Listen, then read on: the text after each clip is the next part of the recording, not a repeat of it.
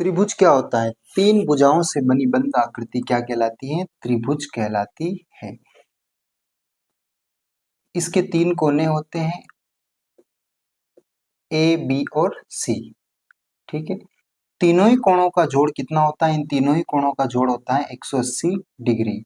यानी कि हम कोण ए प्लस कोण बी प्लस कोण सी, इन तीनों का जोड़ करेंगे तो 180 डिग्री आता है। ठीक है, कोई भी त्रिभुज हो, दुनिया का कोई भी त्रिभुज है, उनके तीनों कोणों का योग हमेशा कितना होता है? 180 डिग्री होता है। साथ ही आपको बता देता हूं कि त्रिभुज दो आधारों पर अलग अलग प्रकार के होते हैं। एक तो होता है, त्रिभुज के प्रकारों की बात करें तो एक तो होता है समबाहु त्रिभुज।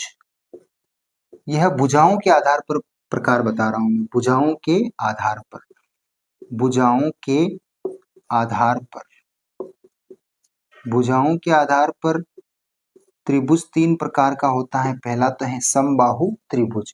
ऐसा त्रिभुज जिसकी सारी भुजाएं बराबर होती हैं क्या कहलाता है? समबाहु त्रिभुज। जैसे कि माना कि इसकी दो दो सेंटीमीटर अगर इनकी लंबाई है तो यह समबाहु त्रिभुज है, यानी कि ये सब तरफ से बराबर है। दूसरा होता है विषम बाहु त्रिभुज। क्या होता है? विषम बाहु त्रिभुज। विषम बाहु त्रिभुज किसे कहते हैं?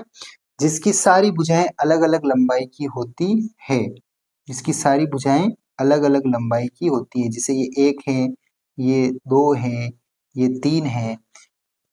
जब किसी त्रिभुज की सारी भुजाएं अलग अलग लंबाई की होती है तो वह विषम बाहु त्रिभुज कहलाता है। तीसरा प्रकार क्या है?